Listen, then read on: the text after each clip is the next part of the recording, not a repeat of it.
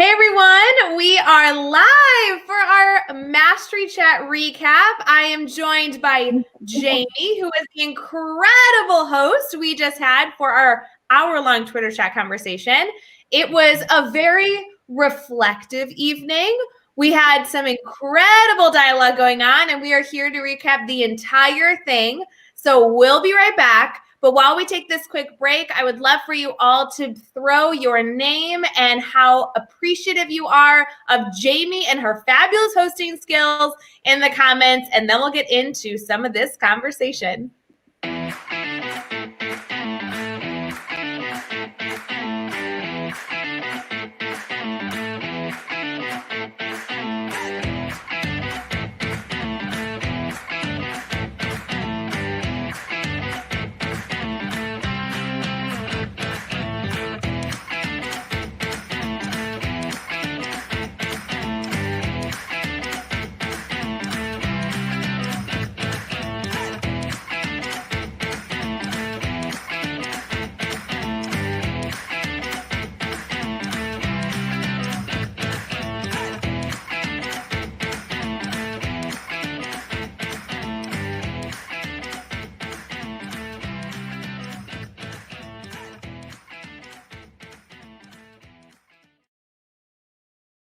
Holy cow, was that a whirlwind of a Mastery Chat. Jami, before we get started, I want to make sure our people that are with us right now live get to learn about you. Not everybody can join the chat, which is why we do this recap on so many different platforms so people can learn about our hosts, but also connect with the content. So Jami, tell us a little about yourself.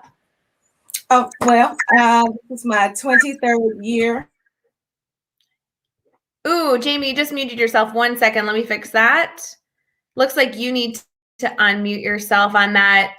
It's at the bottom. It's right up. There you go. We got it. Gotcha. Okay, so it's my 23rd year in education. I spent 10 years in the classroom, 10 years as an instructional coach, and I'm currently an assistant principal in Memphis, Tennessee. In addition to that, I write books for educators.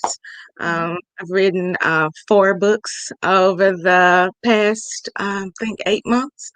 So I'm excited about that. I also write a couple of blogs, one for Teach Better on the Better Mindset. I also write for Insight Advance, give leadership tips to administrators. I think that's pretty much me. I'm a wife and mother, other than that. I thought I knew a lot about you, and I was excited to brag on you and talk about how incredible you are. I don't think I knew all that you did. That is a lot that you are sharing with the world. And that, I mean, we only got a snippet of it today on Twitter. So 4 books. I know one just came out. Before we get into the chat, I definitely want to talk about that. So tell me about the most recent book, because that was a big deal. Yes. So I recently published the 2nd volume in my series. It's called Educator Reflection Tips. And I'm so excited about that. It's just a continuation. So my first book had 11 tips in there. And this book I'm the most excited about because I wrote it as we were experiencing all the things during the pandemic. And so, yes. And so it has all of the different things about like student engagement, how to make sure that you have a culturally responsive classroom, talk about how to bridge the gap between like digital and analog things. So how much time do students need to spend on their devices, how much time to give them offline.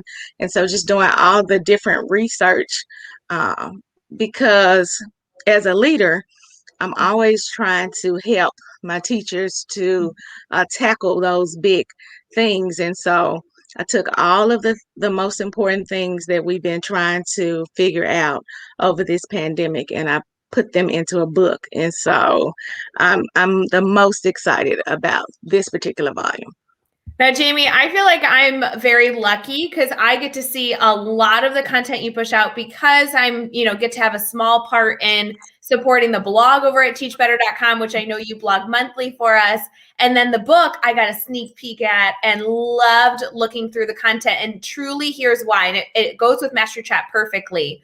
Your approach to giving educators suggestions, which, by the way, couldn't be more relevant because so many of us are still living in some sort of hybrid, remote, or in-person way of life. And guys, do you know that's not going away anytime soon, right? We're doing our stinking best, but you do it through an avenue of challenging educators to reflect. And I could not be more of a fan. Like, that is such important work, and I appreciate your approach in that work.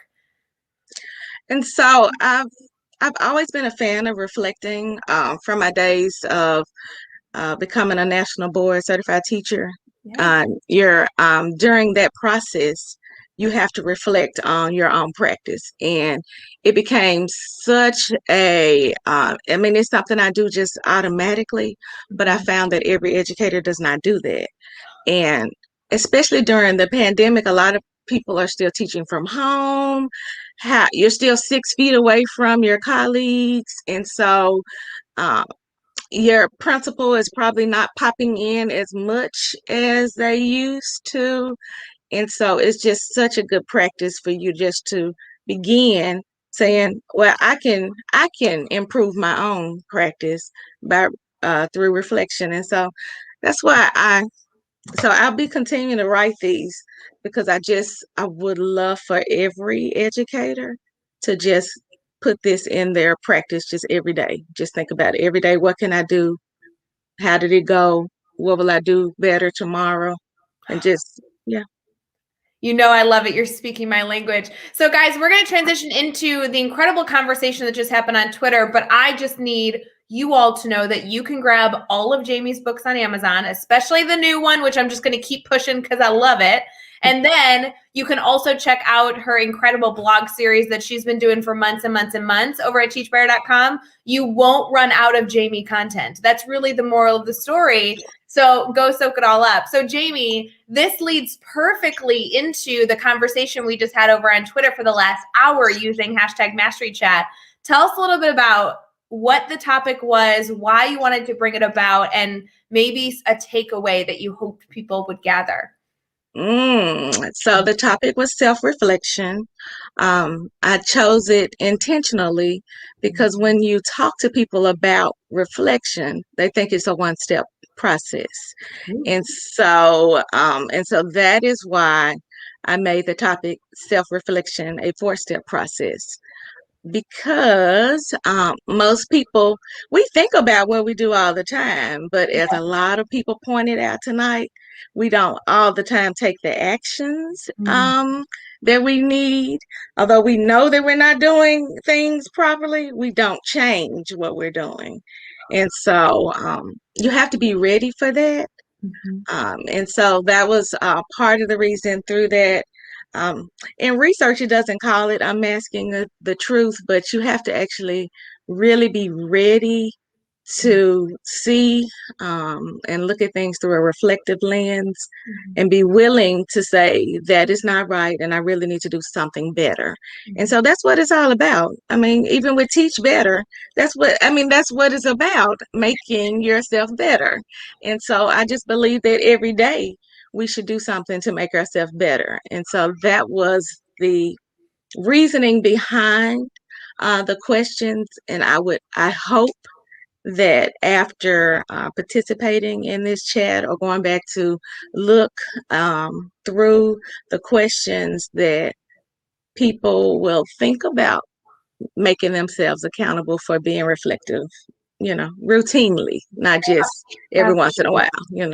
Okay, and I have a million questions from that, but I do have to tell you, I saw so much reflection tonight, and I was so excited for that. And it was funny because early on, as people were talking about reflection, I actually saw a tweet and I connected for the first time with somebody new on Twitter. I love making new connections.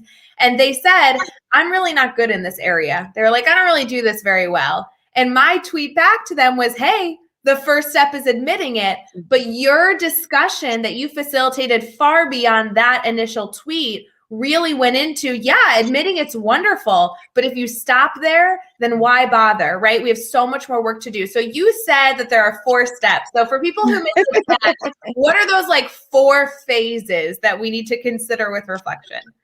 Well, I gave 4 different phases on Twitter, but for educators, I think we really need to be a little bit more intentional. So if you're an educator, I would say that the first stage is just looking at what you're teaching, okay? And then how you actually assess what you're teaching. And then that third stage is where you are looking at the data and you're either unmasking the truth, or you're working to try to duplicate what actually went well. Yeah. Okay.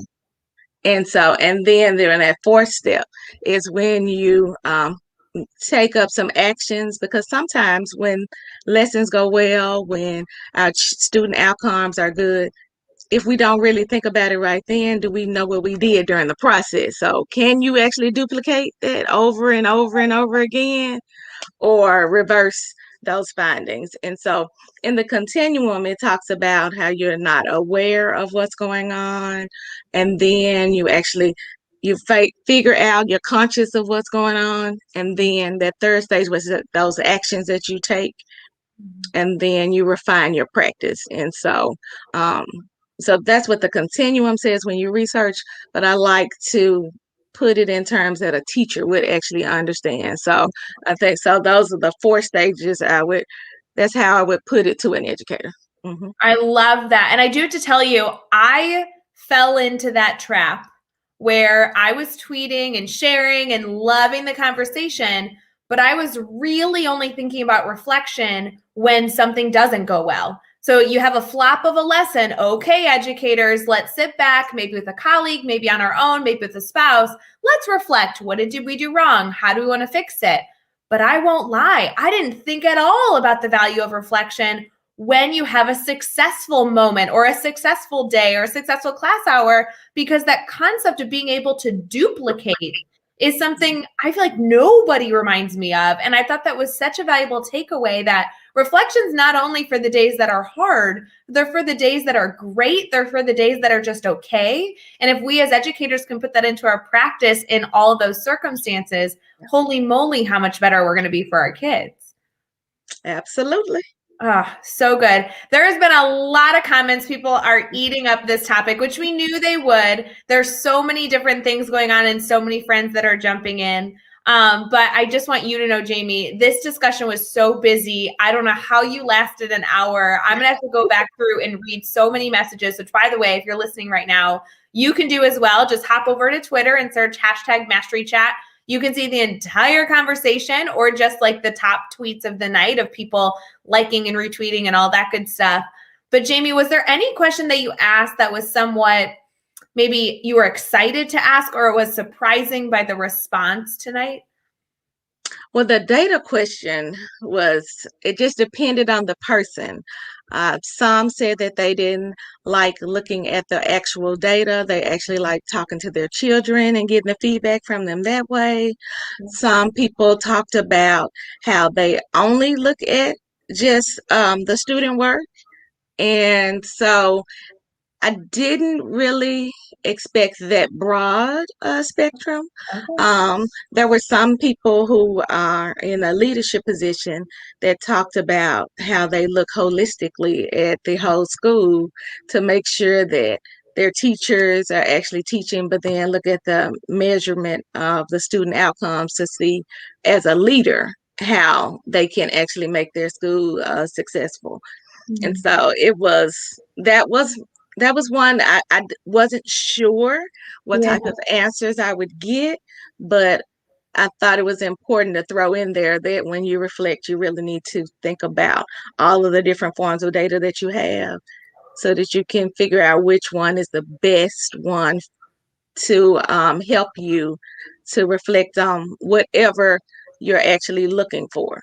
So you got to have a purpose, because there's so much data. We have data everywhere. everywhere. Mhm. It's so funny. I was just in a conversation this afternoon, actually, with Dave, Caitlin, and Chad Ostrowski, because we were discussing this concept of grading, feedback, and assessment. We just had, kind of a Zoom call talking shop.